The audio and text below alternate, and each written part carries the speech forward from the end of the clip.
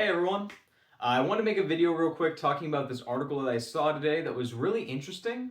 It was talking about a problem that Google may be having with customer loyalty.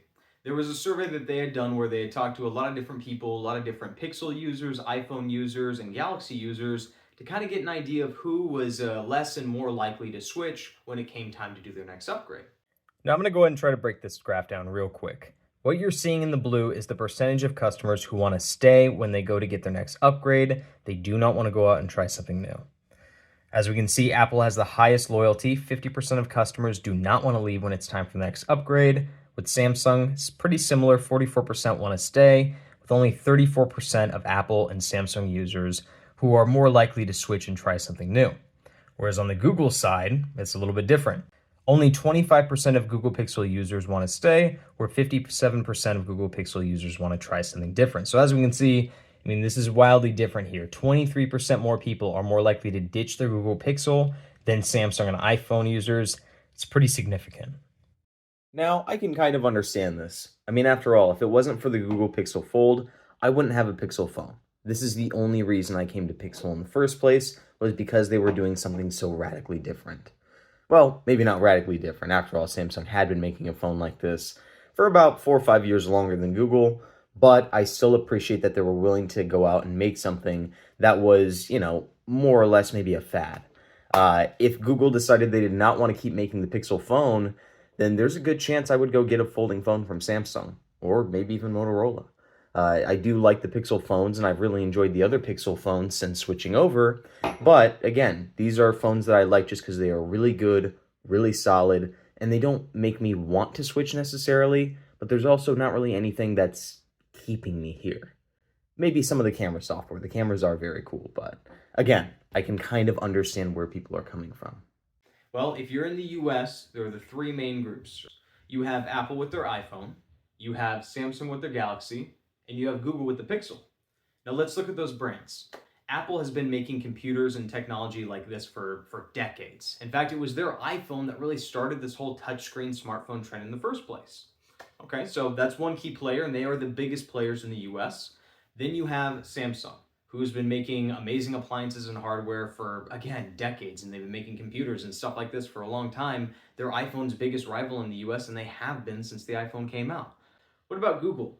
Well, Google's a little bit on the newer side, and they only recently started making the phones themselves. So back in 2016, when they launched the Pixel, that's when it was a phone made by Google. Before that, Google used to team up with other companies like HTC and a host of other tech companies, and they would help make the hardware, and Google would focus on the software. And that's what Google is. Google is a fantastic software company. But we're going to phone store, and whenever customers ask me what my opinion is on the difference between these three groups, because again, in the US, these are the three manufacturers we look at for phones, I tell them Apple has the best ecosystem with really good security. Samsung, they make the best hardware. And then Google, well, Google's got the best software. Now, many of you Galaxy users may disagree with me. You may think that Galaxy has the best software experience because your experience with Samsung was better than your experience with Google. And I gotta strongly disagree, and here's why. Google makes the Android operating system. If not for Google to make the Android operating system, Samsung wouldn't have an operating system to use. And back when the S24 launched and the S24, and you saw all those commercials promoting Circle to Search and all those crazy Android features that were going to come out the day that the S24 launched, yeah, those weren't Samsung products. Those were things that Google made. And because Google lets Android be an open source platform that other companies like Samsung and Motorola can use, they get to reap the benefits of many of the things that Google creates. So that right there, that is what I immediately thought of when I thought, why would it be that so many Google users feel like they can just switch out or feel like they want to go switch out and try something new? Well, it's because that a lot of those great features, a lot of the features that make Pixel phones great, Google isn't gatekeeping them, not like Apple. So, if you're thinking, okay, I like my Pixel and I'm used to my Pixel, but I want to try something new, well, it's not that hard to try something new while also trying something familiar. Go sign into a Samsung phone, sign into your Gmail, your Google Photos are going to be backed up. One of the reasons that people are more likely to switch from Google is because it's just easier to. And that brings me directly into the next point. Now, that's software, right? That's what Google does that's so great. Well, what's Samsung do that's so great? Samsung has the best hardware. If you take the top of the line Pixel phone, I got a Pixel 8 Pro here, still new in the box. This Pixel 8 Pro, its direct competitor with Android, not price-wise, but just in terms of top-tier flagship device by the company, would be the Samsung S24 Ultra. The S24 Ultra, while it has a camera that's on par, and I would say that it's a tie for which one's the best, it does have the 100x zoom, which is insane. It also has a much better screen. It's got the Gorilla Glass armor that has the anti-glare technology, so the display is much better on the Samsung version than it is on the Google version. And on top of that, like I said, you get a lot of the same Android features that you would get here. You get the Play Store, you get Google Circle to search, you get a lot of live translation features. So if you have the Google Pixel 8 Pro and you're like, man, this thing is awesome and I'm having a lot of fun, but you just want something that's a little bit more, just a little more impressive, well, then that's what the Ultra is going to be, because it's a little more impressive. All the specs, all the hardware, it's nicer all around, just by a little bit. So Google's got the best software, but their software is shared with Galaxy, and Galaxy's got the better hardware. And yeah, I could see why a lot of people would switch from Pixel and go try Samsung. Now let's talk about what Apple does that's so great. Apple has the best ecosystem. In fact, Apple's ecosystem is so good, I'm scared to jump back in. I grew up with Apple. I loved Apple. Apple's great, and I didn't really have any official problems with Apple. The reason I switched away, though, was because I felt that I had a chance to. See, I had a MacBook that I'm still locked out of. I lost my AirPods. I didn't have a lot of those things that made the Apple ecosystem so great, so I knew, okay, now's a chance to go try something else. But now that I'm in the spot that I'm in and I'm using Android phones, I can't touch an Apple product. We got the new Apple iPads on display, right, at my store. The new iPad Pro, the 13-inch with the M4 chip, it looks gorgeous. It's sleek, it's sexy, it's a really nice looking tablet. And I'm not gonna touch it because I know that if I get that Apple iPad, I'm gonna kind of have to commit to Apple a little bit.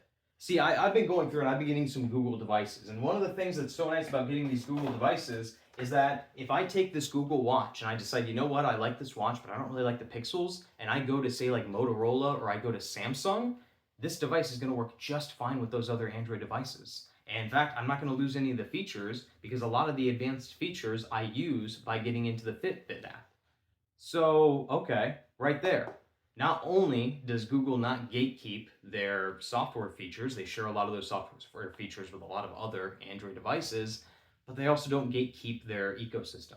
If you get something like this, if you get a Google Pixel Watch, if you get the Google Pixel Buds, if you get Google stuff, but then you want to use it with a different Android device, that's just fine. Because that Android device is going to let you sign into your Gmail, and you're still going to get all the same connectivity benefits that you get by owning a Google Watch with a Google phone. Whereas on the other hand, if you have a Samsung watch, and then you were to say use that Samsung watch with a Pixel phone, while you can do the majority of things on there, there are going to be some more advanced features, some of the fitness tracking technology that you just can't utilize on the Pixel phone. I mean, if Google is making software updates that are available on all the other Android devices, if Google is making hardware, tech, accessories in the ecosystem that work well with all the other Android devices, then you're kind of free and clear. You can go do whatever you want. And that right there is why I play with Pixel phones in the first place, because I'm not trapped. At any point, I can tell Google to go to hell, and I can go buy a bunch of Samsung products or Apple products, and I'm fine, and I can use this stuff, and it'll be fine. Maybe not with Apple, but for the most part, it will be fine. And yeah, so when you look at it like that, it makes Google look good, but it also makes them look bad. I mean, one of the reasons, in fact, I'm going to say probably the only reason that Apple does so well in the US is because once you're in their ecosystem, it is really hard to get out. I mean, they want to tie everything to your phone number, so that way when you leave, it makes it kind of a pain to get untangled. I think that's really why I wanted to make this video, because when I saw that article and I was reading it, it made Google look like the weaker phone company, which it is. That's why they have less market share than Apple and Samsung, because they don't make products that are as strong as Apple and Samsung. That's why Google products tend to also be cheaper. But I was just looking at it and I thought, you know, the thing that this article is really missing, some of the key details here of why people are so much more willing to switch from Pixel to anything else. Now, granted, a lot of that is because they're dissatisfied with Pixel, but another reason that they're so willing to switch from Pixel is because they can. And I think that's an important thing to have with your phone companies, is the ability to leave. If I want to stop playing with Pixel phones, it's as easy as that. I don't have to, I don't have to worry about replacing everything at once. I don't have to go out and buy a new watch and new headphones. I don't have to replace everything. I can just start new with whoever I want, and as this tech gets older, I'll phase it out. I like tech that works, and I like tech that works well. I don't like tech that traps me. That's why I like Pixel, and maybe I'm wrong. Maybe Pixel is the weakest brand, and maybe people are right to switch away from Pixel. Maybe they need to step it up with their hardware and step it up with their customer service in a few other areas. But anyways, that's it for today. I just want to get on here and kind of give you guys my own opinion on this, kind of what I thought when I saw this article. But let me know what you think. Again, maybe I'm wrong. Maybe people should be switching away from Pixel because, I don't know, maybe they suck. I've only been with Pixel for not even a year now. My first device was the Pixel Fold, which I loved. So I got a Pixel 8a and I've got a Pixel 8 Pro. I've got a couple of Pixel 8 Pros, and they're fantastic products. They work well. Anyways, you guys have a wonderful day. I look forward to talking to you in the comments below. And yeah, see you soon.